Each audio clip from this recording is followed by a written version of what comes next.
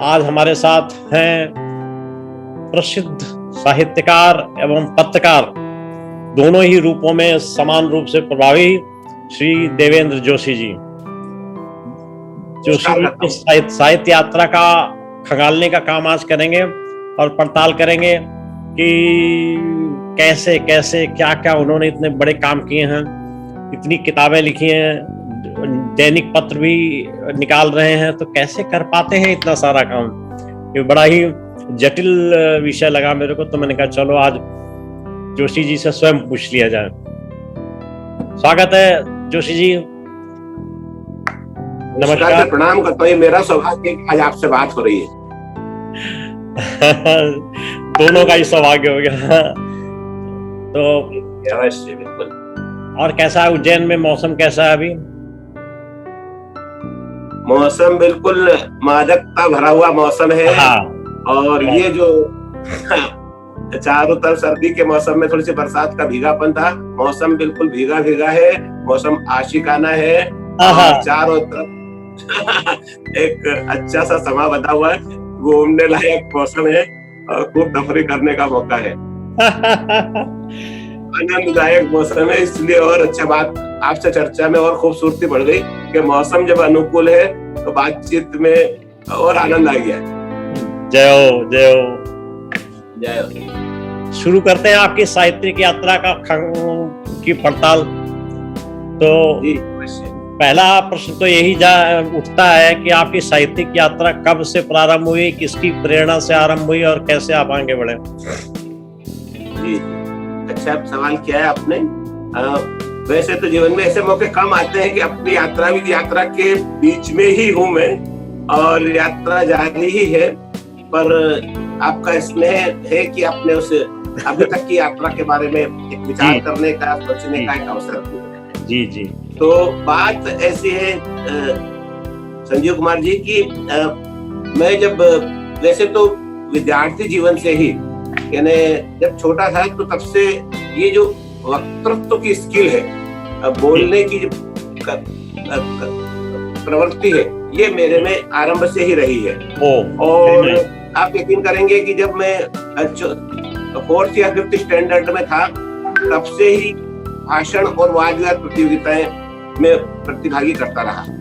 और ये मेरी खुशकिस्मती रही कि primary school, middle school, high school, higher secondary, हर पड़ाव पे चूंकि मैं बोलने वाला विद्यार्थी था, इससे मेरे स्कूलों में और वहां से ही एक पहचान सी बन जाती थी। जी सर। तो उस पहचान के कारण अपने सभी शिक्षकों के विद्यालय में आमतौर पे 200-400 से लेकर 1000 तक विद्यार्थी रहते हैं, लेकिन एक चेहरा जो था वो सब शिक्षकों में ये लोकप्रिय हो जाता था कि ये व्यक्ति बोलने वाला है। सब शिक्षकों का भी अच्छा सानिध्य प्राप्त होता था और अकादमिक शैक्षणिक प्रतिस्पर्धाओं में आरंभ से ही भाग, कम से कम 4th क्लास से ही भाग लेता रहा। अच्छा। तो उस हाँ, मैंने कहा ये तो बहुत कम उम्र में ही आपने शुरू कर दिया। बिल्कुल बिल्कुल। तो तब से वो शिक्षा के संस्कार के और भाषा के संस्कार मेरे को आ गए तब से। तो अकादमिक भूमिका तो मेरी तब से ही बन गई थी। और उसके बाद में जब मैं हायर सेकेंडरी उत्तीर्ण होकर जब ग्रेजुएशन में उज्जैन के प्रसिद्ध माधव महाविद्यालय में आया, माधव महाविद्यालय 131 वर्ष पुराना कॉलेज है उज्जैन का और बड़ा कॉलेज है। तो जब मैंने वहाँ 79 में BA Part 1 में एडमिशन लिया, तो तब वहाँ की जो वाद विवाद स्पर्धाएं थी विश्वविद्यालय स्तर की, वहां पे भी मेरा वो जारी रहा। संयोग से मैं पहले ही वर्ष में विक्रम विश्वविद्यालय का जो पूरे जिला स्तरीय चयन होता है, उसमें मेरा पार्टिसिपेशन किया और मैं वहां प्रथम आ गया। तो तब से जो आपने पूछा शैक्षणिक यात्रा, तो ये वक्तृत्व की तो चल ही रही थी, लेकिन मेरे लेखन की जो मेरी पाठशाला है वहां से आरंभ हुई कि उधर में माधव महाविद्यालय की वाद विवाद स्पर्धाओं में विक्रम विश्वविद्यालय का बेस्ट डिबेटर चुना गया 79 में और मुझे नेशनल लेवल पर बोलने के लिए भेजा गया। वहां भी मैं पुरस्कृत हुआ। अखिल भारतीय सहकारिता वाद विवाद प्रतियोगिता नागपुर में हुई थी। सारे देश के विक्रम चुने हुए वक्ता आए थे कॉलेज यूनिवर्सिटी के, उस पर मैं वहां पुरस्कृत हुआ और उसी साल 79 से ही मैंने अपनी पत्रकारिता की शुरुआत उज्जैन के दैनिक समाचार पत्र जो आज मध्यांचल के नाम से प्रसिद्ध है, उस समय उसका नाम ब्रिगेडियर हुआ करता था। तो इधर कॉलेज भी जाना और बचे हुए टाइम में उस दैनिक ब्रिगेडियर नाम था उस अखबार का, वहां पे अपने 2-3 घंटे की सेवाएं देना, तो कलम मांझना मैंने वहीं से आरंभ कर दिया था। तो ये मेरी पत्रकारिता की एक शुरुआत थी और साहित्य कविताएं तो मैं लिख ही रहा था और रफ्ता रफ्ता सिलसिला आगे बढ़ता गया। तो इसमें कोई विशेष प्रेरणा रही या किसी का योगदान रहा या सारा कुछ स्वतः ही करते रहे? नहीं, अच्छा सवाल है आपका। स्वाभाविक है, प्रेरणा तो रहती है।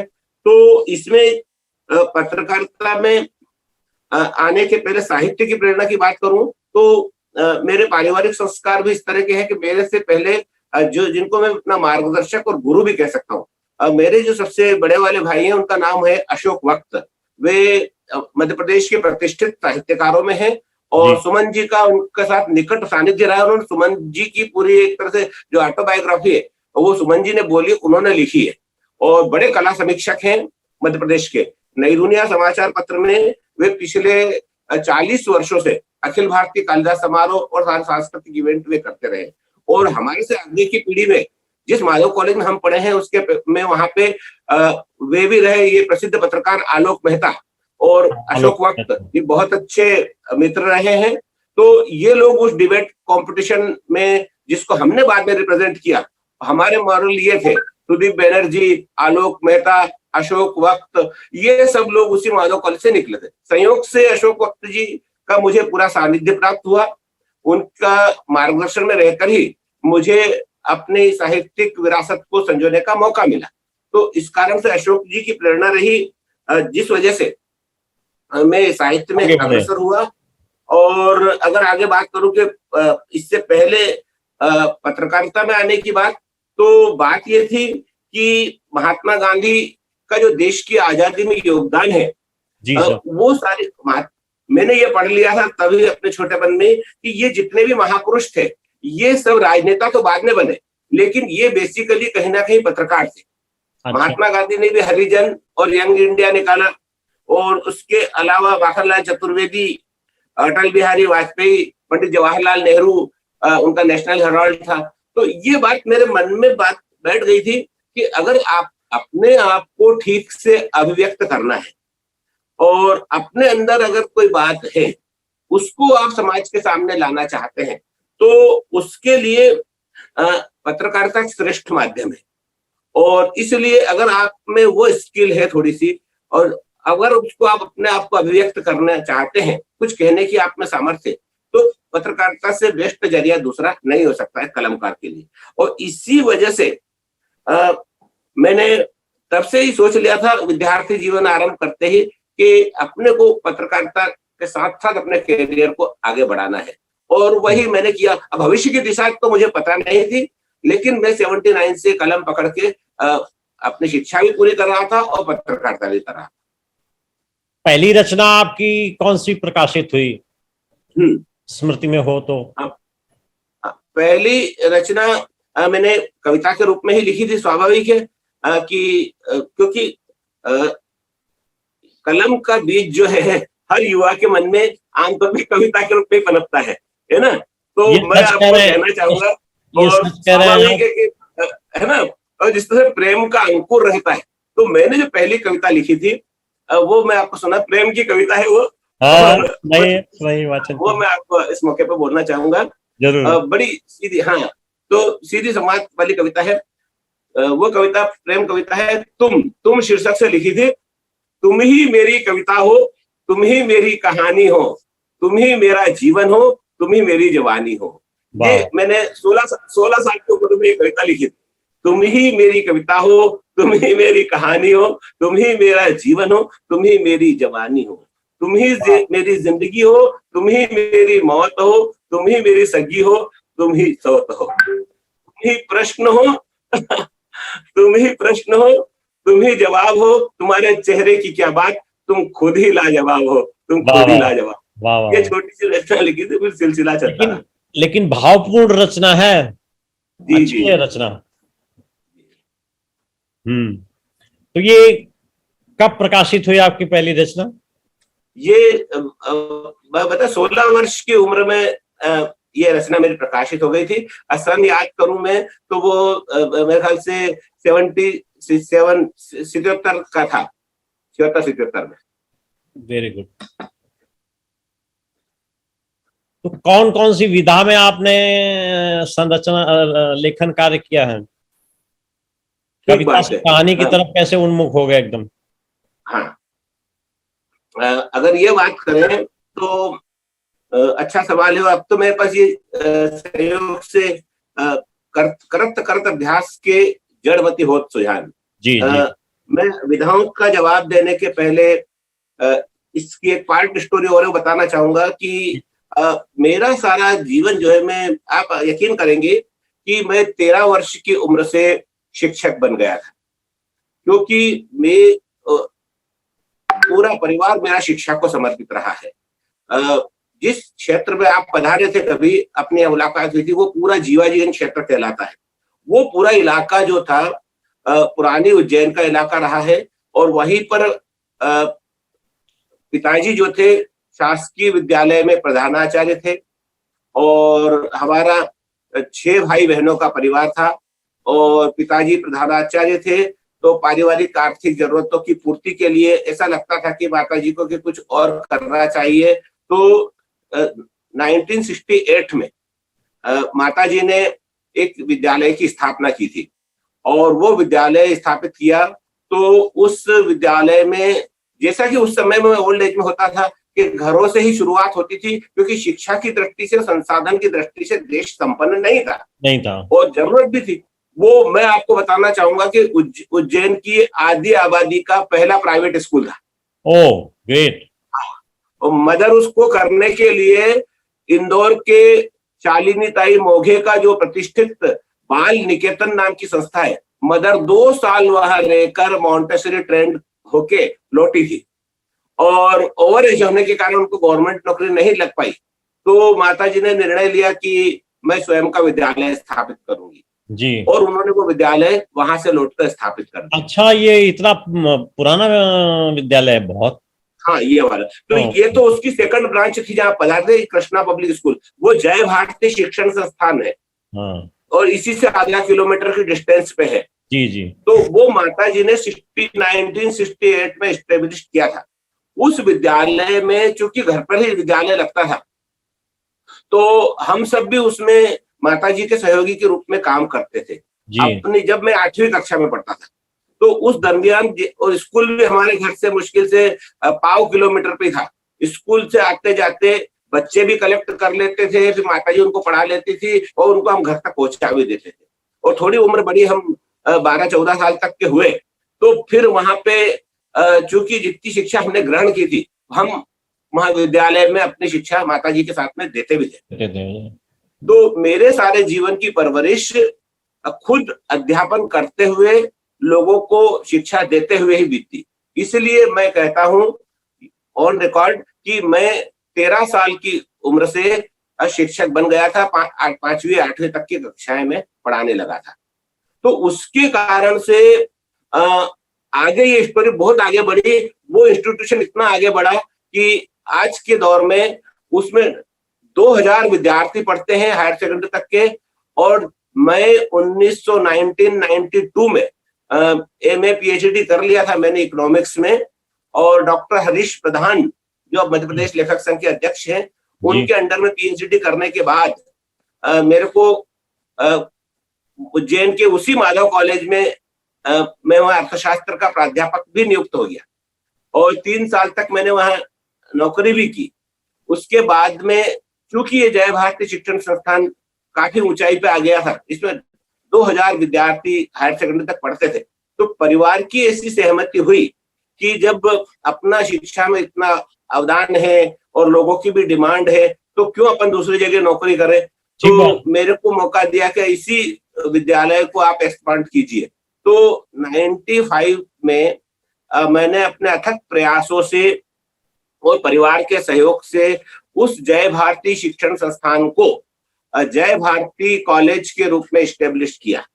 एमपी गवर्नमेंट का एफिलिएशन लिया, विक्रम विद्यालय से एफिलिएशन लिया, और तो वो जो कॉलेज आरंभ किया, और तब तक हमारे वहां पे हायर सेकेंडरी स्कूल और कॉलेज में मैं खुद टीचर था वहां। तो आपको एक योजना के बारे में बताऊंगा, आप भी हैरत करेंगी कि वो ऐसा दौर था जब जय भारती शिक्षण संस्थान का हम अनेक सामाजिक योजनाएं चलाते थे। एक होता है एडल्ट एजुकेशन, इसमें हमने खूब काम किया, कम से कम 100-200 गांवों में जाकर प्रौढ़ शिक्षा के लिए काम किया। और दूसरा होता है कंडेंस कोर्स, ये समाज कल्याण बोर्ड भारत सरकार की संस्था है, उसकी योजना है। जो युवतियां महिलाएं ड्रॉप आउट हो जाती है, जो पढ़ाई छूट जाती है, 5वीं 8वीं की कठिन परीक्षा नहीं कर पाती जी, तो अब वो बेचारे अपने भविष्य को कैसे करें, तो गवर्नमेंट उनको वजीफा देकर और पढ़ाती है। तो वो योजना हम लाए, और उसमें पढ़ाने वाले टीचर मेरे जैसे थे। तो हुआ वही सर, ये होता था कि उनकी तो पात्रता 25 महिलाओं की होती थी। जब हमने शुरू किया 100% नतीजा आया, और होम साइंस जो महिलाएं 5वीं फेल हो गई, 8वीं फेल हो गई, उनको सीधे हायर सेकेंडरी में एफिडेविट से बिठवाना, और उनकी एज होना चाहिए केवल 14 वर्ष की। ये योजना जब हमने चलाई तो उसके नतीजे चमत्कृत कर देने वाले आए। अच्छा, तो हमारे यहाँ आप यकीन करेंगे, जिस क्लास को मैं पढ़ाता था, 400 लड़कियां हायर सेकेंडरी पढ़ने के लिए यहाँ आती, उनको हम प्राइवेट बैठाते, और फिर वो रिजल्ट 100% आया, उन सबकी शिक्षा की लाइन खुल गई। और लाइन खुल जाने के कारण उनने फिर ग्रेजुएशन, उन्होंने कहा सर आप हमको ग्रेजुएशन भी करवाओ, आपने 1 साल के लिए रखा। मुझे मजबूरी में हायर सेकेंडरी के बाद में कॉलेज कोचिंग चलाना पड़ी, 3 साल तक कॉलेज कोचिंग चली, और उसका नतीजा ये होगा फिर 95 में मुझे कॉलेज स्टेब्लिश करना पड़ा। वो लड़कियां आज उस दौरान जो निकली ड्रॉप आउट के दौरान, उनमें से अनेक प्रोफेसर, डॉक्टर, कॉलेज में प्राध्यापक, बड़ी बड़ी जगहों पर हैं और दुआ देती है। ये तो बहुत सुंदर। सारांश ये था कि आपने जो प्रश्न पूछा, तो उस दरमियान आप सोच सकते हो कि जो व्यक्ति 14 साल से पढ़ा रहा है, खुद का विद्यालय है, तो जिस भी विषय में गाड़ी अटक जाती, जिसके टीचर नहीं मिलते तो आ जाता। तो सारी ये हायर, जो हिंदी में मेरी पकड़ है, उस समय में हायर सेकेंडरी का हिंदी संस्कृत का विद्यार्थी टीचर था, उनका सारी हिंदी संस्कृत की स्किल मेरी क्लियर हो गई। तो इस तरह से मेरा ज्ञान भी बढ़ता गया और विद्यार्थियों को शिक्षा भी मिलती गई। लेकिन आपके टोटल लेखन कार्य में मैंने देखा कविता की मात्रा कम है, आलेख वगैरह बहुत लिखे हैं आपने, गद्य में ज्यादा समय दिया आपने। सही कहा आपने सर, इसमें मेरा यह था, अत्यंत स्पष्ट रूप से बोलना चाहता हूं कि शुरू से मेरे जो मार्गदर्शक थे अशोक वक्त जी, उन्होंने बहुत बढ़िया ट्रेनिंग होती थी उनके वहां पे, तो वो चूंकि, तो उन्होंने कहा कि तय कर लो उसी समय कि आपको भविष्य की दिशा क्या होना चाहिए। तो उन्होंने कविताओं में, इन गोष्ठियों में, गोष्ठी का कल्चर यहाँ भी रहा है, जो प्रेम जन्मेजय जी कहते हैं कि नरेंद्र कोहली जी के वहां भी होता था, तो वो यहाँ भी होता है। पर तो उसमें दिक्कत ये आती थी कि अगर आप एक बार साहित्यिक का आपने चोला ओढ़ लिया और एक एक कवि गोष्ठी में जाओ आप, और 3-4 घंटे का टाइम लग जाता है। तो मैंने कविताएं तो काफी लिखी है, और उसको कभी, मेरी शुरू से ही मुराद थी कि कविता को मैंने माना गया कि अगर आप कैरियर की दृष्टि से देखा जाओ तो कविता कभी कैरियर का माध्यम नहीं हो सकती। अब युवा था मैं, तो मैंने शुरू से फिर लाइन पकड़ी प्रोज लेखन की, गद्य की। तो कविताएं तो मैं लिखता रहा हूं, कविताओं में भी आपके आशीर्वाद से बड़ी प्रखरता है, मंची कविताओं को धुआंधार बोल सकता हूँ, लेकिन मेरे को उन्होंने बता दिया कि आपको एक कवि के रूप में पहचान बनाना है या एक लेखक संपादक पत्रकार के रूप में। तो तब मुझे लगा कि अपने को लेखक संपादक पत्रकार ही होना चाहिए। तो कविताएं डायरी में लिखता रहा, विद्यार्थियों को सुनाता रहा, और अपने स्वाध्याय में करता रहा। आज भी मेरे पास में कम से कम 1000 से अधिक कविताओं का संकलन होगा। किताबें भले मेरी 2-3 ही आई कविताओं की, अरे तो लेकिन इतना संकलन है आपका, उसका प्रकाशन होना चाहिए, निश्चित होना चाहिए। तो बिल्कुल बिल्कुल, अगर आप भी रुचि दिखाएंगे तो मैं आपको 1-2 किताबें आपको भी दूंगा, और बढ़िया कविताएं हैं। पर वो मैंने पहले किताबें, चूंकि मैं इस विधा का था, इसलिए मैंने गद्य लेखन पर ज्यादा ध्यान दिया, पर बाकी कविताओं में मेरे पास में पर्याप्त मात्रा में है। और आज भी जब भी मौका आता है कागजों पे लिख के रख देता, थप्पी की थप्पी लगी है, पर वो मैं उस तरह से अपनी पहचान नहीं बना पाई। जोशी जी, पहली मोहब्बत है कविता आपकी। सहमत मैं, बिल्कुल आपने सही पकड़ा कि मेरा वही है यार। लेकिन लेखन को मैंने इम्प्रूव कर करके ये करा कि अपने को समाज में इससे ज्यादा मान सम्मान मिल सकता है, इसलिए वो संभाल के रखा है। हाँ ठीक है। जो आपका जो रचना संसार है वो काफी व्यापक है, ऐसा मेरी जी जी समझ है। तो मैं चाहूंगा कि आप अपनी प्रमुख पुस्तकों को डिस्प्ले करें, जी जी। अगर संभव हो। बिल्कुल बिल्कुल अवश्य कर रहा हूँ। जो आप विधा वाली बात कह रहे थे, तो वो मैं बता रहा हूँ कि वो ये बात इधर मुड़ गई, तो मैं बात नहीं उस वापस वहीं से आता हूँ जहाँ आपने पिछला प्रश्न भी छोड़ा था। जी। कि ये मेरा सौभाग्य है कि मुझे ऐसी कोई विधा नहीं है जिसमें लिखने का मौका नहीं मिला। और अब तो मेरे पास में पिछले 2-3-4 सालों में काफी किताबें भी प्रकाशित हुई है। तो साहित्य की लगभग हर विधा में मेरी किताबें प्रकाशित हुई है। मैं आपको बतौर डिस्प्ले के पहले बताना चाहूँ तो मैं मंचीय कविताओं पे काफी मेरा पकड़ है और काफी रचनाएं हैं। उस पे मैंने काफी लिखा है, बच्चों को भी खूब सुने हो, तो ये कि सुनने वाले को मजा आ जाए। मंच बिल्कुल प्रखर वक्ता में था, इसलिए कविताएं मंच पे बोल के तालियां बटोरना मेरे लिए आसान काम रहा है। तो एक मंची कविता आप हमारे प्रतिभागियों के लिए सुनाएंगे? बिल्कुल बिल्कुल अवश्य, आप सुन लीजिए, लाइव सुन लीजिए, तो कोई सोचने की जरूरत नहीं है। तो एक कविता मैं आपको सुनाना चाहूंगा कि मैंने हास्य व्यंग ही लिखता हूं। तो एक प्रचलित कविता है जिससे आपको मेरा तेवर भी मालूम पड़ेगा। पहले तो कविता की परिभाषा सुन लीजिए आप मेरे हिसाब से, फिर मैं उस पर आता हूँ।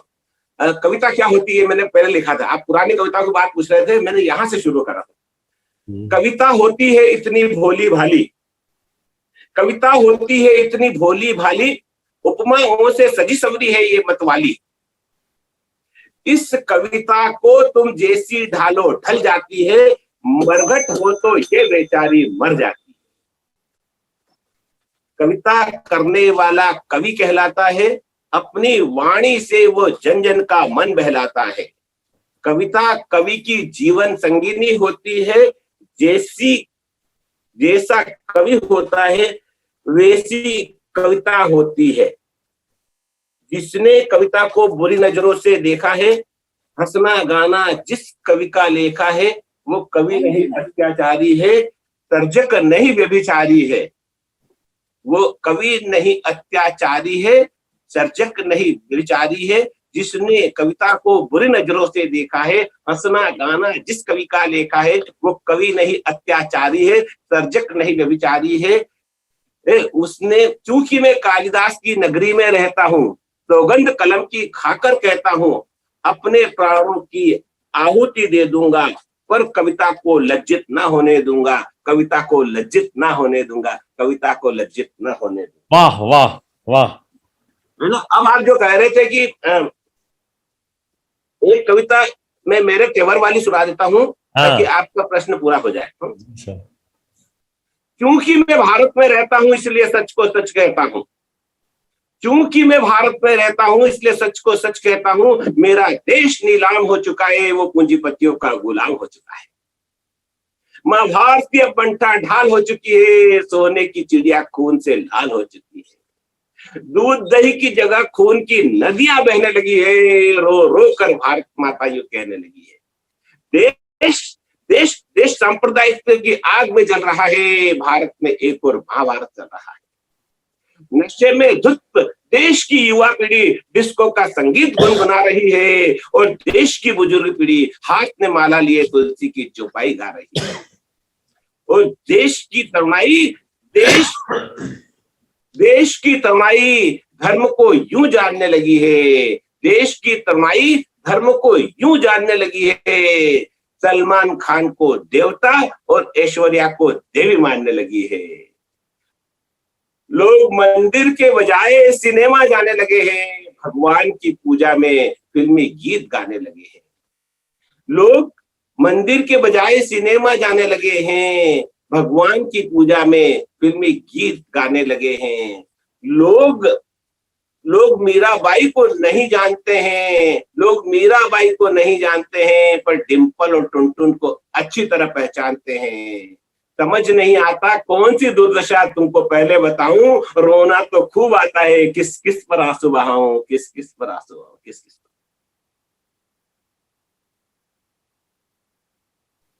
किस किस में आंसू बहाऊं, बहुत सुंदर। आपने तो पूरा जो है ना व्यतिक्रम का नजारा, व्यवस्था करना के व्यतिक्रम का नजारा ही प्रस्तुत कर दिया।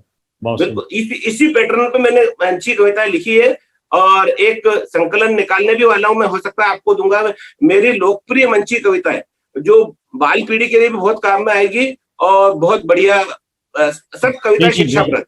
बिल्कुल हाँ, भेजिए। देंगे देंगे। अब चलते हैं विषय वस्तु की तरफ। बिल्कुल। ये आपके लेखन में जो विषय वस्तु है या पात्र जो है वो कहाँ से आते हैं, कैसे जनरेट करते हैं आप? वास्तविक पात्र होते हैं या वास्तविक काल्पनिक पात्र होते हैं? घटनाक्रम वास्तविक होता है या काल्पनिक होता है? क्या इस संदर्भ में थोड़ा सा प्रकाशित करें। बिल्कुल। मेरा सारा खेल जो है सर, एक तो आपने कहा कि विषय और पात्र, तो मेरे सारे विषय और पात्र तो अपने आसपास के ही रहते हैं, और कल्पना लोक की बजाय, जैसा कि इस कविता के भाव से भी स्पष्ट हुआ होगा, मैं अपने समाज का वर्तमान का यथार्थ चित्रण करना चाहता, क्योंकि इतिहास में तो सब कुछ है, लेकिन जिस जनरेशन में हम आए हैं, ये हमारा साहित्य समाज का दर्पण है। तो आप जो भी कुछ लेखन करें, उसमें वो लेखन, मेरा मान्यता है कि वो लेखन तभी प्रासंगिक होगा कि जब आप अपने समय का उसके साथ प्रतिनिधित्व कर पाए। तो उसी हिसाब से मैं अपने आसपास के विषयों को उठाता हूं, और उन विषयों को उठाने के मूल में समाज की जो विद्रूपताएं हैं, विसंगतियां हैं, वो मेरी दृष्टि में पहले मुकाम पर आ जाती है। उनके ऊपर चाहे अनचाहे कलम चल ही जाती है जी। तो जैसे अभी आपने विधाओं की बात की थी, अभी मेरे टेबल पे कुछ किताबें हैं, मैं आपको बताना चाहूंगा कि मेरी किताबों का क्या है। ये एक किताब है, ये निखिल प्रकाशन आगरा से प्रकाशित हुई है, हम भारत के लोग। अभी दो वर्ष पहले ही आज ये भारतीय संविधान की 70वीं वर्षगांठ का पर्व था जी। उस मौके पर ये किताब आगरा से प्रकाशित हुई।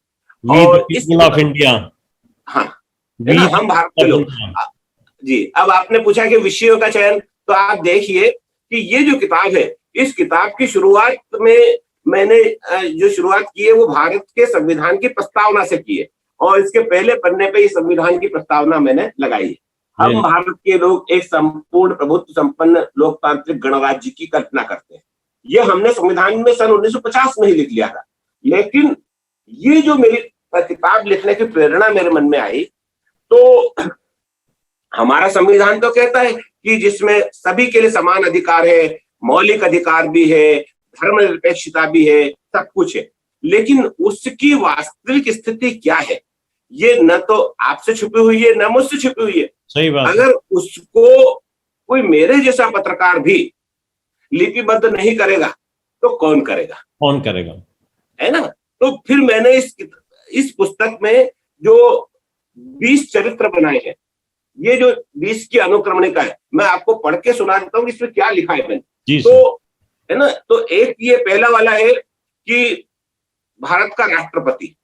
मैंने राष्ट्रपति के बारे में, हमारे देश में सैद्धांतिक रूप से सब कुछ है, लेकिन राष्ट्रपति का जो पद है उसके बारे में अनेक भ्रांतियां हैं। कोई कहता है कि ये रबर स्टैंप है, जबकि मैंने इसमें पड़ताल करी, अनेक बार राष्ट्रपति ने प्रधानमंत्री को रोका, अनेक बार गलत कानून बनने से रोका, अनेक बार देश में तानाशाही बनने से रोका। तो उसकी भी आम जनता में जानकारी होना चाहिए। फिर है देश में भीड़, दूसरा चैप्टर भीड़। भीड़ की अपनी एक भूमिका होती है, तो उस भीड़ पे लिखा। फिर आगे इसके चैप्टर है किसान, मजदूर, सैनिक, पुलिस, देश में गरीब अमीर, आदिवासी, जेल में बंद कैदी, उनकी अपनी भी एक दिनचर्या होती है, उनके अपने मौलिक अधिकार होते हैं। और वो है फिर डॉक्टर, जिनकी भूमिका भी हमने कोरोना में देखी है। ये किताब कोरोना से पहले ही निकल गई थी। देश में नेता का एक सैद्धांतिक चरित्र सबके सामने है, उसकी वास्तविक स्थिति क्या है, वो बाल मजदूर, नवजात शिशु, विधवा, महिला सुरक्षा, युवा, वृद्ध, साधु और जनता, ये 20 मैंने देश के चरित्र चुने इस भारत के लोग। और फिर मैंने ये संविधान के मौके पर कहा कि असल में भारत को देखना है तो ये है। तो ये इस तरह से मैं अपने पात्रों को और अपने विषयों को समाज के बीच में से चुनकर और अपने अनुभव से, अपने विश्लेषण से, अपने शोध से उन सबकी, और मेरा सारा लेखन प्रामाणिक होता है, कल्पनाशील नहीं होता, क्योंकि पत्रकार हूं तो मैं वो सब पे रिसर्च पूर्ण आलेख लिखता हूं और वो फिर बुक में आप जैसे प्रकाशक लोग प्रकाशित करते हैं, जनता तो वाहवाही करती है। ये मेरे कार्य करने की छोटी सी स्टाइल है। आप पत्रकार भी हैं और साहित्यकार भी हैं जी। दोनों रोल में आपको कौन सा रोल ज्यादा अच्छा लगता है? बिल्कुल बढ़िया सवाल किया आपने कि वैसे तो इसमें अंतर करना बहुत मुश्किल होता है, लेकिन मैंने शायद कहीं एक आध जगह कहा है कि बात दरअसल ये होती है कि जो भी व्यक्ति अगर पत्रकारिता में है और वो सफलता के आयाम को चुनना चाहता है तो उसके अंदर साहित्य का बीज होना नितांत आवश्यक। अपनी साहित्यिक पकड़ मजबूत हुए बिना एक पत्रकार का सफल होना मुश्किल है, खास तौर से प्रिंट मीडिया में, क्योंकि जब तक आपके पास में भाषा के संस्कार, जब तक आपके पास में लेखन की पकड़ नहीं होगी, तब तक आप अपने आलेख या कविता के साथ न्याय नहीं करते। तो इसलिए एक साहित्यकार का पत्रकारिता में होना कोई अतिशयोक्ति नहीं है, ये एक अनिवार्यता है। लेकिन होता क्या है अक्सर कि पत्रकारिता जो है वो एक आजीविका कमाने का जरिया बनता जा रहा है। आजकल लोग उसको एक प्रोफेशन के रूप में, एक व्यवसाय या नौकरी के रूप में भी ग्रहण करते हैं। तो उस वजह से लोग उसमें आते हैं, अपना कैरियर बनाते हैं और अपने आजीविका चलाते हैं। लेकिन सिर्फ इतने मात्र से अगर कोई व्यक्ति कलमजीवी है तो उसकी आंतरिक भूख समाप्त नहीं हो जाती। तनख्वाह प्राप्त करके, वेतन प्राप्त करके आप पेट की भूख तो शांत कर सकते हैं, लेकिन है ना, लेकिन अगर आप एक कलमकार हैं, एक साहित्यकार हैं, एक कलाकार हैं, आपके अंदर कोई भी इस प्रकार का बीज मौजूद है तो उसकी पिपासा को पूर्ण करने के लिए आपको फिर वो जो मूल विधा है उसको पकड़ना पड़ता है। यही बात साहित्यकार पत्रकार के बीच में होती है कि ये एक अखबारी दुनिया समाज को अपने दायित्व निभाने तक सीमित है। किसी समय में ये मिशन हुआ करती थी आजादी के पहले। आज पत्रकारिता उद्योग है, व्यवसाय है और रोजी रोटी कमाने का जरिया है। लेकिन साहित्य के बारे में आज भी मैं ये नहीं कह सकता कि साहित्य कोई व्यवसाय है या कोई उद्योग है या व्यापार है। साहित्य एक मनुष्य के अंतर्मन की पीड़ा है जो कब जाग जाए कह नहीं सकते, और उससे व्यक्ति अपने अंतर्मन के भावों को अभिव्यक्त करता है। तो उन अभिव्यक्त करने के प्रयासों में जहां जहां कलम जवाब दे जाती है, जहां जहां पत्रकारिता में आप वो नहीं कह सकते, वो फिर वहां जाकर साहित्य बन जाता है। क्योंकि पत्रकारिता की ये मर्यादा है आज, और मुझे डिफरेंशिएट करना पड़ता है क्योंकि मैं दोनों एक साथ रिप्रेजेंट कर रहा हूं। तो मुझे डिफरेंशिएट करना पड़ता है कि पब्लिश्ड करते हुए मैं कहां तक साहित्यकार रहूंगा और कहां मुझे पत्रकार। दोनों को एक दूसरे पे अतिक्रमण नहीं करना चाहिए। तो फिर मैं वहां हट जाता हूं और फिर जो बात समाचार पत्र के एक स्टोरी में नहीं कह पाता, इंटरव्यू में नहीं कह पाता, वो बात फिर मैं कविता और साहित्य में कहकर अपने मनोभावों को व्यक्त करके रख देता हूं, ताकि साहित्य के साथ भी न्याय हो और एक कलमकार साहित्यकार के नाते भी मेरी अभिव्यक्ति व्यक्त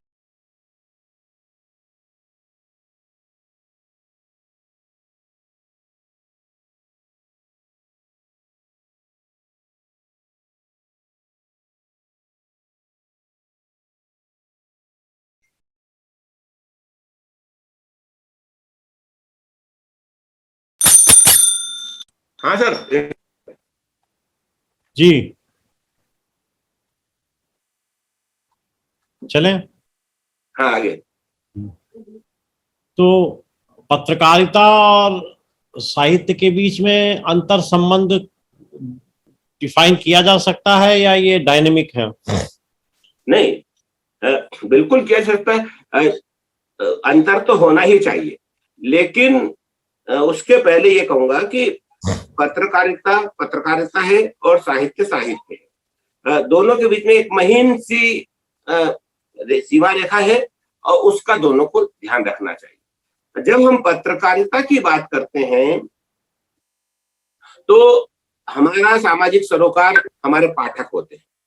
तो हम उन पाठक हमारे एक तरह से माई बाप और भगवान होते हैं।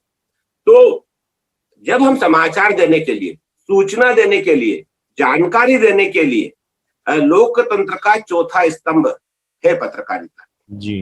तो उस लोकतंत्र के चौथे स्तंभ की जब हम नुमाइंदगी कर रहे हैं तो हमारी अंडरस्टैंडिंग साफ होना चाहिए कि समाज में जो कुछ दिख रहा है हम उसको एज इट इज बिना मिर्च मसाला लगाए उसकी पैरवी करें और वो समाज के सामने रखें। जैसा आया है उसको बस केवल भाषा से संवार के परिष्कृत रूप से समाज के सामने रखें, न तो उसको अतिशयोक्तिपूर्ण बनाने की कोशिश करें और न उसमें से कुछ कम करने की कोशिश करें। तभी हम एक अपने पत्रकारी दायित्व का निर्वाह कर सकते हैं। क्योंकि और चारों तरफ खबरें पड़ी, एक अच्छा पत्रकार वह है जो चारों तरफ खबरें तो हवा में घूमती है, उनमें से पढ़ के और वो निकाल दे। अब ये भी नहीं होना चाहिए कि जो समाचार न्यूज एजेंसी से जारी हुआ है वही समाचार है और जो न्यूज एजेंसी से जारी नहीं हुआ वो समाचार है। आजकल के मीडिया की ये दुविधा है, इसीलिए मीडिया एक भोपू बन के रह गया है कि आप देख रहे होंगे कि आप नोएडा में बैठे हुए हैं, दिल्ली में, और सारे समाचार पत्र जो दिल्ली से चलते हैं, और मैं समझता हूँ उज्जैन में मैं रहता हूँ, यहाँ तक सारे अखबारों की हेडलाइन सबका फ्रंट पेज लगभग एक जैसा होता है, एक जैसा होता है ना। तो ये वास्तविक पत्रकारिता नहीं है डॉक्टर साहब, क्योंकि और जबकि एक मैं छोटा सा उदाहरण दूं कि हमारे ये छोटा सा वो दैनिक उज्जैन सांदीपनि का साहित्य सांदीपनि परिशिष्ट हर शनिवार रविवार को मैं आपके सामने पहुंचा 2 पेज का, वो कवायद ही इस बात की है कि मेरे को दैनिक अखबार निकालते हुए फिर वो छोटा क्यों निकालूं। लेकिन आपने देखा होगा कि वो एजेंसी की खबरें उसमें एक भी नहीं होती, वो 2 पेज में हम ये डिफाइन करते हैं कि हमको क्या छापना है, और चूंकि हमने विधा ले ली है साहित्य की, हम उस पर ही छापेंगे। तो ये एक नमूना है छोटा सा कि अगर आप एक काबिल पत्रकार हैं, एक योग्य पत्रकार हैं, तो वो चीजें जो समाज से छूट रही है आप उनको स्टोरी बनाइए, जिनको कोई रोशनी नहीं डाल रहा है उनको चाहिए लिखिए। कोई बाध्यता नहीं है कि सरकार जो आपको जारी कर दे एजेंसियों के माध्यम से आप उन्हीं को हेडलाइन बनाए, आप दूसरी हेडलाइन भी बना के आप उन चीजों को प्रोजेक्ट करें। तो ये तो एक पत्रकार का काम हुआ।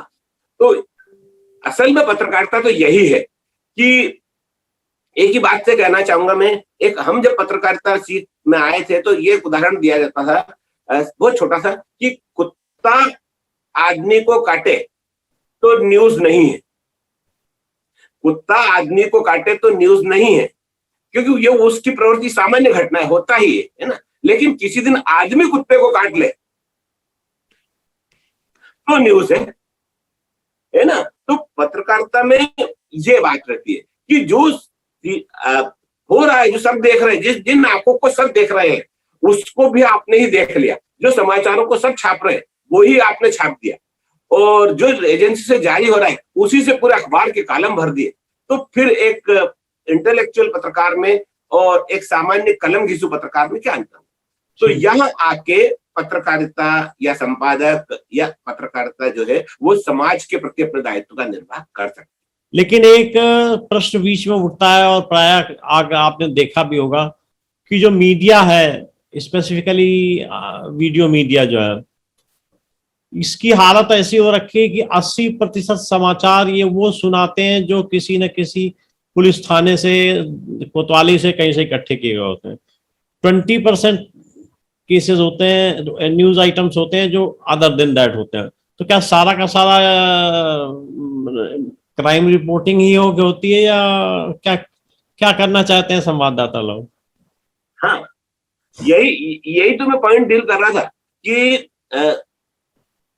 थोड़ा सा ये कमर्शलाइजेशन आने के कारण, और खासतौर से आपने चूंकि इलेक्ट्रॉनिक मीडिया का सवाल उठाया है, तो अब एक तो उनने 24 घंटे के अपने चैनल चालू कर लिए, इतना कोई समाचार होता नहीं है। अब समाचार में भी इसलिए उनको ये सब देना पड़ता है। अब यहाँ पत्रकारिता के मूल्य यूं दम तोड़ गए हैं कि कहने को ये जो मीडिया है ये लोकतंत्र का चौथा स्तंभ है, लेकिन ये कोई पैरवी नहीं कर पा रहा। इसकी स्थिति भी वैसी ही हो गई है। एक खुद पत्रकार होने के नाते मुझे बड़ा कलेजे पे पत्थर रखकर ये बात कहना पड़ती है कि जैसे हम नेताओं पे उंगली उठाते हैं, जैसे हम अन्य दूसरे लोगों पर कर्तव्यहीनता के आरोप लगाते हैं, ये लोग भी वही कर रहे हैं। कि आज मैं ये कह रहा था कि समाज में आप पत्रकारिता चूंकि चौथा स्टेट है, उसको पूरी अभिव्यक्ति की आजादी है, तो क्यों न देश की, और एक अपराध ही तो कोई विषय नहीं, क्रिकेट, अपराध और फिल्म यही तो कोई विषय नहीं है। मेरी शुरू से पीड़ा ये है कि समाज में गरीबी है, आंचलिक क्षेत्र की खबरें हैं, गरीबी, भुखमरी, बेकारी, असमानता, वो खबरें जो नहीं पहुंच पा रही है, जहां पर रोशनी पड़ना चाहिए, आप उनको लाइट में लाइए, उनको दिखाइए। लेकिन होता क्या है कि उससे उन लोगों को, मीडिया वालों को व्यूअर्स नहीं मिलते हैं। इस कारण वो चटपटी बहस, चटपटी खबरें और बेवजह के खबरें क्रिएट करके लंबी लंबी बहस करते हैं भारत पाक पे या हिंदू मुस्लिम पे, और इस सब को बढ़ाकर वे अपनी टीआरपी को ऊपर ले जाना चाहते हैं। सनसनी बनाना, अपराध की जो खबरें को आती है उनसे सनसनी बना के जनता को देना। तो इसके कारण से वो पत्रकारिता के धर्म का निर्वाह नहीं हो रहा है, वो केवल एक कवच बनकर रह गई है पत्रकारिता। औद्योगिक घरानों ने अब अपना कवच बना लिया है पत्रकारिता को, इसलिए वो संवाददाता बेचारे मजबूरी में वही करते हैं जो उनका मालिक करवाना चाहता है। एक प्रश्न ये उठता है कि पत्रकारिता में कई बार आपको विवादास्पद विषयों को या घटनाओं को उठाना पड़ता है, और उसमें दो समस्याएं आती हैं। पहली चीज कि उसमें से कितना अभिव्यक्त किया जाए, रिपोर्ट किया जाए, और कितना छोड़ दिया जाए। ऐसी प्रकार की दुविधाएं आपको पत्रकारिता के दरमियान आई? अनेक 40 वर्षों की पत्रकारिता रही है, और मैं ज्यादातर प्रिंट मीडिया से ही जुड़ा रहा हूं, तो इस तरह की स्थितियां आती है और आपको उनका सामना भी करना पड़ता है, और उन दुविधाओं को सामना करते हुए ही आपको अपने धर्म का निर्वाह करना पड़ता है। तो उसमें ये बात है कि समाज में विसंगत, और अभी आए दिन रेत माफियाओं के खिलाफ या इनके खिलाफ जो पत्रकार कलमकार कलम चलाते हैं, उनसे सीधी उनकी मुठभेड़ भी होती है। कई पत्रकारों को अगर देश और प्रदेश का रेशो उठाकर देखें तो साल भर में विश्व स्तर पे कम से कम 1000-2000 पत्रकारों की हत्या भी होती है। तो ये जो बात है, ये बात ऐसी समाज, ये एक दुविधा है जो आपने प्रश्न उठाया, वो दुविधा ये है कि समाज पत्रकारों से सच की उम्मीद करता है, और पाठक और व्यूअर्स भी ये चाहते हैं कि वो सच दिखाएं। लेकिन जो व्यवस्था है, वो व्यवस्था के लोग उस सच को देखना, जो उससे जुड़े हुए हैं, जहां व्यक्ति के हित प्रभावित होते हैं, वो उसको बर्दाश्त करना नहीं चाहते। इस कारण से दोनों के बीच में एक साम्य स्थापित करना पड़ता है, जिससे हम कह सकते हैं कि पत्रकार को समझौतावादी भी होना पड़ता है। लेकिन मेरा अपना कार्य करने का ये तरीका रहा है कि मैं आज भी इस बात से सहमत हूं कि घटना तो मैं आपको सुनाई दूंगा कि मेरे को किस तरह से पत्रकारिता की कीमत चुकाना पड़ी थी। वो 1992 की घटना है कि तब मैं दैनिक समाचार पत्र का संपादन कर ही रहा था उज्जैन से, और उस समय भी ये जो आज के तथाकथित संत हैं, आसाराम बापू संत, उस समय मैं चूंकि साहित्यिक क्षेत्र में एक्सक्लूसिव रहा हूं, तो ऐसे ही मुद्दे उठाता। तो वो लगातार वहां से खबरें आ रही थी सूरत से कि आसाराम जी के ये काले कारनामे। तो मेरे को काफी सारा ऑथेंटिक मैटर मिल गया, और मैंने वो ऑथेंटिक मैटर जब मिल गया तो मैं कौन रोकने वाला, मैंने अपने न्यूज़पेपर में फ्रंट पेज पे उसकी स्टोरी बना के लगाई और दे दिया कि ये आशाराम बापू के काले चिट्ठे। तब उनका एमपी में कुछ भी नहीं था, वो सूरत और गुजरात भरूच में ही थे। अब वो जैसे ही मैंने वो प्रामाणिक स्टोरी छापी, मेरा इवनिंग डेली था और मेरा अखबार फ्लैश होके मार्केट में गया, 3 बजे निकल जाता था, 4 बजे तक जैसे ही गया। अब संयोग से मेरे को नहीं मालूम था कि वो उनकी जो उज्जैन में समिति थी वो पहले ही किसी एक इवेंट को लेकर प्रोटेस्ट कर रही थी, वो बड़े अखबार को लेकर, और उसका वो कुछ कर नहीं पा रहे थे। वो उज्जैन के कंट्रोल रूम पे थे ही सही, और उन्होंने कहा कि वो फलानी जगह दूसरे शहर में कहीं स्टोरी छपी थी, उसका उज्जैन में विरोध कर रहे थे। इसी बीच मेरा अखबार बाहर आ गया और वो और बढ़ गया, तो उनको तो आग में घी लग गया।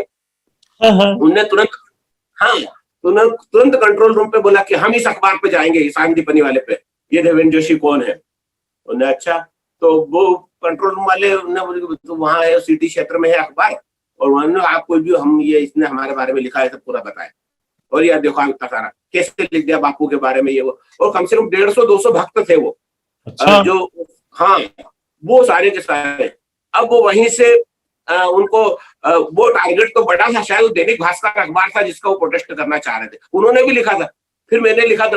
अब तत्कालिक टारगेट में बन गया, तो वो वहां से सारा का सारा भीड़ उनका हुजूम लेके मेरा घर और मेरा प्रिंटिंग प्रेस आमने सामने ही था इसी उत्तर क्षेत्र में। तो वो वहां पे आ गए, मेरे को कंट्रोल रूम से फोन आया कि ये देवेंद्र जोशी जी, मैंने कहा था, तो कहने लगे यार वो ऐसा क्या लिख दिया आपने। मैंने कहा क्यों, अरे कहने लगे यार बहुत सारे लोग आए थे, आप सतर्क रहना, आपके आएंगे अब। ठीक है। अब वो सब ऐसी कैसी भीड़, शाम होते होते 3 बजे अखबार निकला और 6 बजते बजते वो सारा का सारा हुजूम 150 लोगों का, और अत्यंत आक्रोशित मुद्रा में उनने आके मेरा घर और मेरा प्रिंटिंग प्रेस पूरा घेर लिया, और जैसी उनकी वो होती है वो हम फट कर देंगे और बम बट और हवन वगैरह सब वो पूरा, और निकालो उनको ही। अब मेरा पूरा परिवार और प्रेस का स्टाफ वगैरह सब लोग दहशत में आ गए कि ये तो ये हो गया और घेर लिया उनने। मैं कभी विचलित नहीं हुआ, मेरी मदर भी जिंदी थी जिन्हें सारा संस्कार लिए स्कूल कॉलेज स्थापित किया। तो मैंने कहा आप लोग बिल्कुल घबराओ मत, चिल्ला चोट कर लें दो उनको। और मैंने तभी हायर सेकेंडरी में पढ़ लिया था कि जब बहुत सारी भीड़ जो है वो अगर हथियार बंद और एक जुनून बन के सामने आए तो उनका सामना करना कोई समझदारी नहीं है। मैंने उस वक्त उनको सामने, उनका फोकट मॉब क्रिएट होता को मतलब नहीं, तो उतनी देर मैंने उनका सामना नहीं किया। और जितनी देर वो आधा 1 घंटे तक वो वहां दहशतगर्दी फैला के और सब कर कुरा के वो शांत हुए, और वो जैसे ही गए फिर मैंने अपना 2 व्हीलर उठाया और मेरे घर से आधा किलोमीटर पे ही जीवाजीगंज पुलिस थाना था, मैं वहां पहुंचा और मैंने उनको बताया सब ऐसा ऐसा इन लोगों ने किया है और ये मेरे सामने ये वो। तो बोले घने आप ठीक कह रहे हो और हमको कंट्रोल रूम से भी खबर आ गई है, तो आप अपनी एफआईआर लिखा दीजिए। फिर मैंने अपनी एफआईआर लिखाई, उनका फिर बाद में सामना किया, मैंने अपना बयान दिया, मेरे को 3-4 दिन की सिक्योरिटी मिली और वो सब मैंने किया, और अंततः वो गीदड़ भपकी थी और वो उनका करके चले गए, कुछ नहीं कर पाए। पर कुल मिलाकर मैंने इससे ये सीखा कि हंगामा तो हो गया। हाँ, हंगामा तो हो गया। इस तरह के इवेंट आते हैं और इसका सामना करना भी पड़ता है, पर फिर भी मैं उससे कतई न पहले विचलित हुआ न बाद में विचलित हुआ।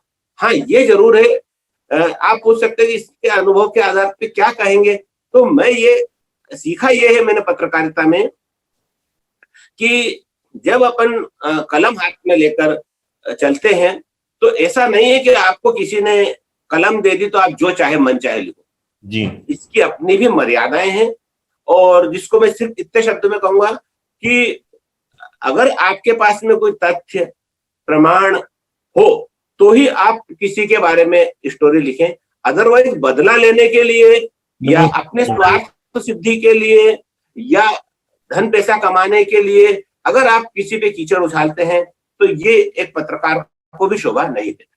नहीं।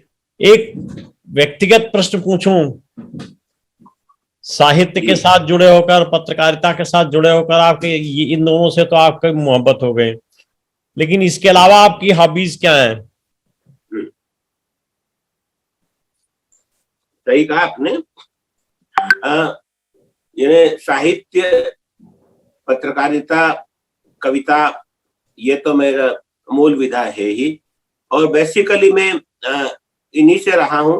लेकिन उसके अलावा अगर समय मिलता है तो घूमना फिरना, भ्रमण करना, और ये कला माध्यम में सिनेमा एक माध्यम रहा है, जिसको मैं सिनेमा देखना और सिनेमा के बारे में विश्लेषण करना, उस विधा को भी मैं कलात्मक विधा मानकर कवर करता रहा हूं।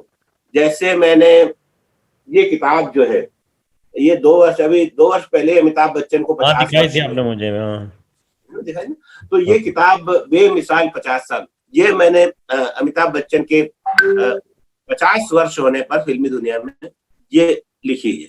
तो अंततः अपने अनुभवों को विस्तार करना, अच्छे पर्यटन स्थलों की यात्रा करना, और धर्म और अध्यात्म भी मेरी रुचि का एक विषय है। इन्हें रोज सुबह अपने दिन की शुरुआत जो है पूजा पाठ करना, और ईश्वर में आस्था रखना, अच्छे विचारों को सुनना। मैं केवल सुनाता ही नहीं हूं और केवल लिखता ही नहीं, क्योंकि 2 बातें हैं कि जब तक आप अच्छे विचारों को सुनेंगे नहीं, तब तक आप अपनी आंतरिक ऊर्जा कैसे प्राप्त करेंगे? हाँ, इनपुट तो चाहिए, दिमाग को भी तो इनपुट चाहिए। इनपुट चाहिए। तो अच्छा सुनना, और उस आध्यात्मिक विषय से भी मेरे को एक संस्कारवान कोई भी व्यक्ति हो, किसी भी फील्ड में हो, अगर उसको अपने क्षेत्र में मूल्य आधारित जीवन शैली के साथ सफल होना है, तो उसका थोड़ा बहुत आध्यात्मिकता का पुट होना भी जरूरी है ना? तो उस वजह से गीता मेरी आदर्श रही है कि अभी भी गीता को पढ़ता हूँ रोज सुबह, जब भगवान के सामने बैठता हूँ तो 5 या 10 श्लोक उसमें वो भी शामिल है, और दुर्गा सप्तशती के तीनों जो आरंभिक पाठ है वो करना, अर्गला, कवच और आध्यात्मिकता ऊर्जा वहां से प्राप्त करना, ताकि अपना मन सकारात्मक बना रहे और अपन सकारात्मक ऊर्जा के जरिए अपने कर्म क्षेत्र में डटे रहे। इस तरह से भी मेरी लाइफ स्टाइल जुड़ी रहती है।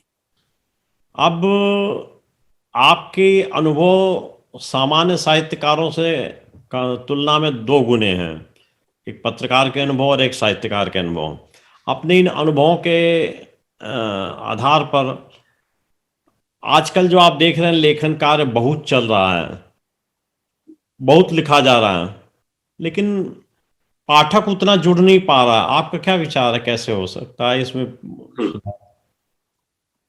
ये आपने बिल्कुल आज के कहना चाहिए सृजनशील समाज की दुखती रग पर हाथ रखने वाला प्रश्न रखा है। जिस बहुतायत में आज लेखन हो रहा है, उतने पाठक नहीं मिल पा रहे। कृतियां लोग लिख बहुत रहे हैं, लेकिन पढ़ने की प्रवृत्ति घटती जा रही जी। और उसके अपने कारण भी हैं, युगीन कारण भी हैं और लेखनगत कारण भी है जी। युगीन कारणों पे देखा जाए तो आज लोगों की रुचि घट रही है। एक बेसिक अंतर तो यही है कि पहले के समय में चूंकि दुनिया बहुत सीमित थी और भौतिक साधन भी सीमित थे जी, तो उसके कारण से दुनियादारी का, संसार का इतना विस्तार नहीं हुआ। जब से ये टेक्नोलॉजी आई है, सूचना तकनीक और कंप्यूटराइजेशन, डिजिटलाइजेशन और इलेक्ट्रॉनिक मीडिया, इनके आने के कारण व्यक्ति उस सब में ही उलझ कर रह गया है। इसलिए गंभीर साहित्य को पढ़ने के लिए वो चाहते हुए भी समय नहीं निकाल पा रहा जी। तो ऐसी स्थिति में अब चूंकि हम सब तो, आप भी और हम भी एक ही उससे जुड़े हुए, हम साहित्य से हैं। आप भी अनुस्वार भी निकाल रहे हैं, पत्रिका, इतना बड़ा प्रकाशन संस्थान भी है, आप संचालित कर रहे हैं, और आप भी करीब 100 से अधिक पुस्तकों का प्रणयन आपने किया है और कई विधाओं में आपने लिखा है। तो हमारी ये संयुक्त पीड़ा है कि अगर हम सब ये इतना सृजन करते हैं और अगर उसको पढ़ने वाले नहीं है तो हमारा वो प्रयास एक तरह से बेकार है। तो पाठक कैसे बढ़े, इसके बारे में चिंता करना एक आम सृजनशील व्यक्ति का दायित्व है और लोग उस पर काम कर भी रहे हैं। होना ये चाहिए कि अब पहले के समय में साहित्य इसलिए लोकप्रिय हो जाता था कि पहले संसार बहुत सीमित था, आजकल संसार बहुत फैल गया है, इसलिए एक व्यक्ति को सारे समाज तक पहुंचना बहुत मुश्किल होता है।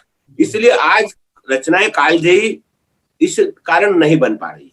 और दूसरी एक वजह यह है कि आजकल के जो साहित्यकार हैं या रचनाकार हैं या लेखक हैं या व्यंग्यकार है, जो भी है, वे सब इतनी ताबड़तोड़ तरीके से साहित्य को इतनी फुर्ती के साथ लिखना चाहते हैं कि ये सोशल मीडिया के आने के बाद तो और ये हो गया कि हर व्यक्ति रातों रात प्रचार की दुनिया के आकाश पर धूमकेतु की तरह छा जाना चाहता। तो कहीं ना कहीं लेखन प्रकाशन में भी दिए जाने वाले समय में भी कमी आती जा रही। इस वजह से साहित्य उस गुणवत्ता का नहीं बन पा रहा है।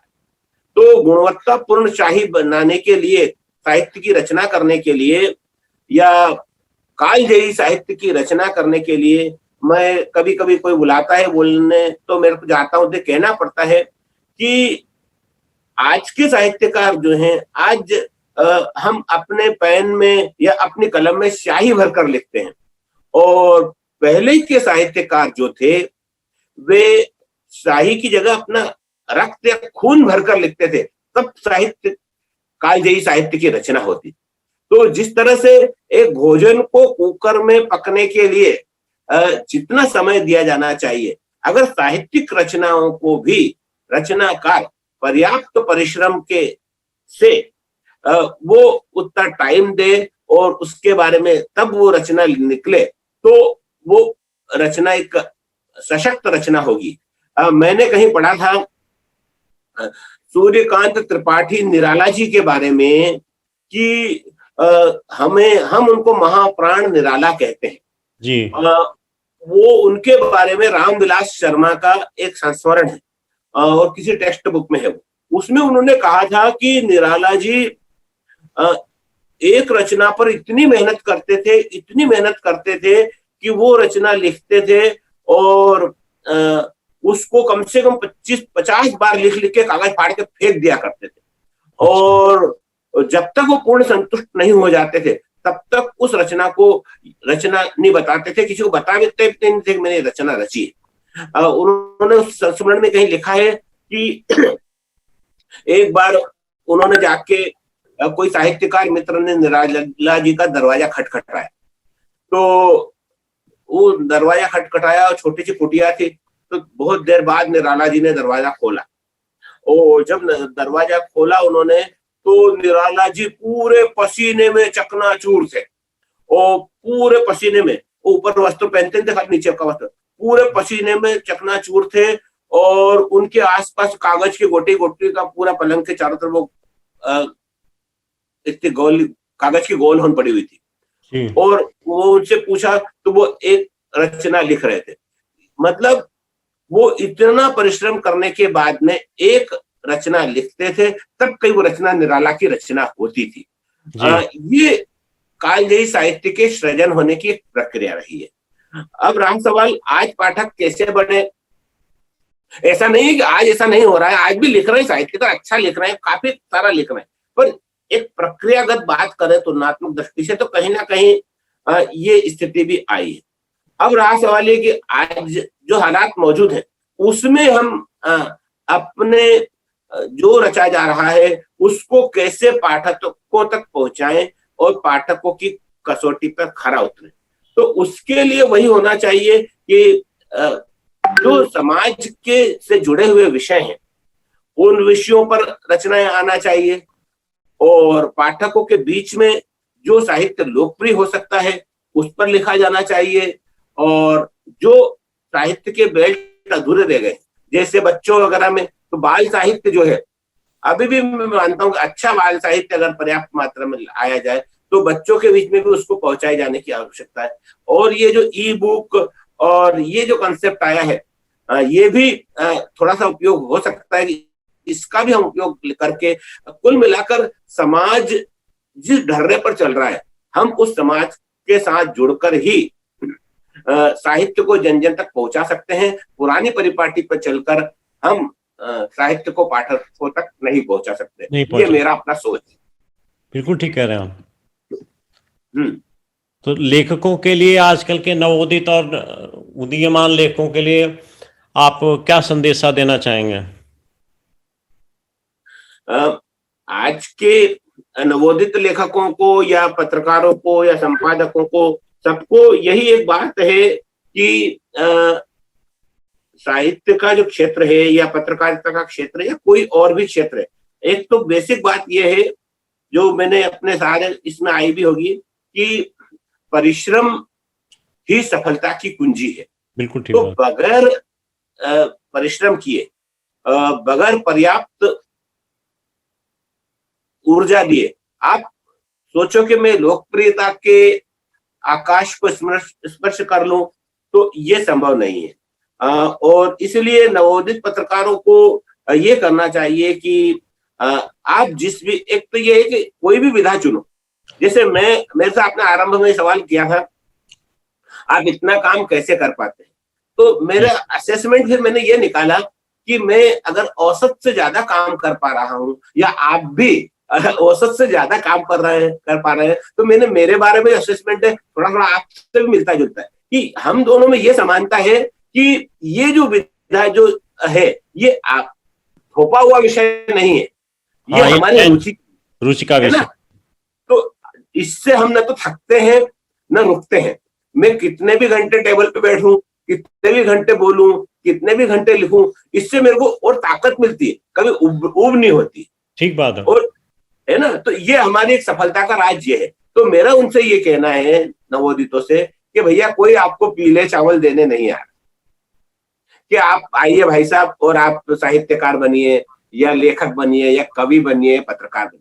अगर आपको जचता है कोई एक विषय को चुन लीजिए कि मेरे को ये बनना है, और वो बनने के बाद में आप उसमें पूरी निष्ठा और समर्पण के साथ अपना काम करते जाइए। और अपने प्रोफेशन में आने के पहले 100 बार सोच ले कि मैं इसमें आ रहा हूं तो क्यों आ रहा हूं और मेरा लक्ष्य क्या है, और फिर आप पूर्ण मनोयोग के साथ में उस दायित्व को अंजाम दें, तो आप अपने साथ भी न्याय कर पाएंगे, अपने पाठकों के साथ भी न्याय कर पाएंगे और अपने भविष्य के साथ भी न्याय कर पाएंगे। ठीक बात है। तो इसलिए हर व्यक्ति जो है वो पूरी शिद्दत से आए और जो भी काम करे जीवन में वो पूरे मन से करे, आधे अधूरे मन से कोई काम न करे। तभी व्यक्ति जो है वो उस काम को कर पाएगा। और है ना, आखिरी में चलते चलते आपने जो विधाओं का सवाल उठाया था जी। तो मैं उसका ठीक से जवाब नहीं दे पाया, बताना चाह रहा हूं मैं आपको। हाँ, नहीं, बिल्कुल।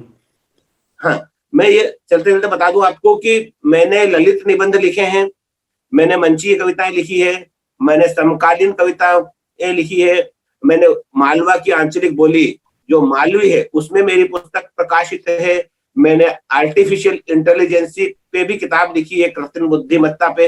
ये किताब जो आपने देखी थी है ना, आप इसके लोकार्पण में मौजूद थे।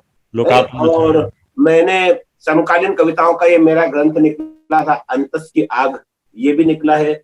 और मैंने एक किताब बताई, समाज के विषय कैसे, जो मैं महापुरुषों पे काफी लिखा, ये देश के महापुरुषों पे किताबगंज राजस्थान से किताब प्रकाशित हुई थी जिसमें सारे महापुरुषों पे ये किताबें हैं। और अभी लेटेस्ट जो आई है थोड़े दिन पहले वो किताब ये मैं ये जो राम मंदिर का आंदोलन हुआ था, उस राम मंदिर के आंदोलन पर भी मैंने किताब लिखी है जो ये आगरा से छपकर आई है। किताब है ना, अयोध्या में राम की वापसी।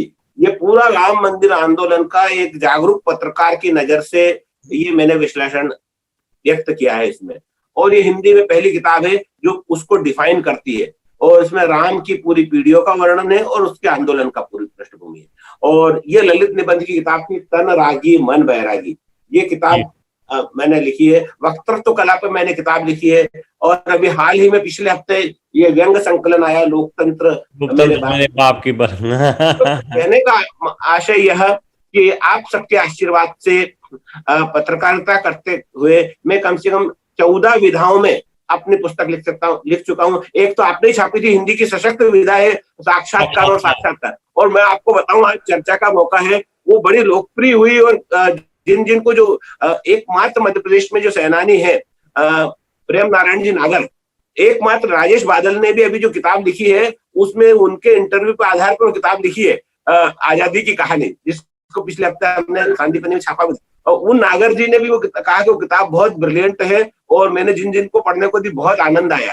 तो इस तरह की चीजें जो है यदा कदा हो जाती है, पर वो एक विरासत बन जाती है। तो करत अभ्यास के जड़मती हो तो सुहान, काम करते रहो। और अभी तो ये पड़ाव है, मंजिल कहाँ होगी ईश्वर जाने। तो गीता का सिद्धांत यही है ना, कर्मण्येवाधिकारस्ते। जी मा फलेषु कदाचन। जी हमारा काम है, काम करते रहो अच्छी नीयत के साथ और अच्छी संगत के साथ, तो बिल्कुल अच्छा होता है। तो इसी के साथ हम आज की सभा का समापन करते हैं। बहुत बहुत धन्यवाद जोशी साहब, आपने समय निकाला। आपका भी बहुत बहुत धन्यवाद, बहुत अच्छा लगा, एक सार्थक बातचीत हुई और आप जैसे विद्वान से मिलकर मैं आज का दिन मेरा शुभ हुआ। बहुत बहुत धन्यवाद, प्रणाम करता हूँ। जय। नमस्कार।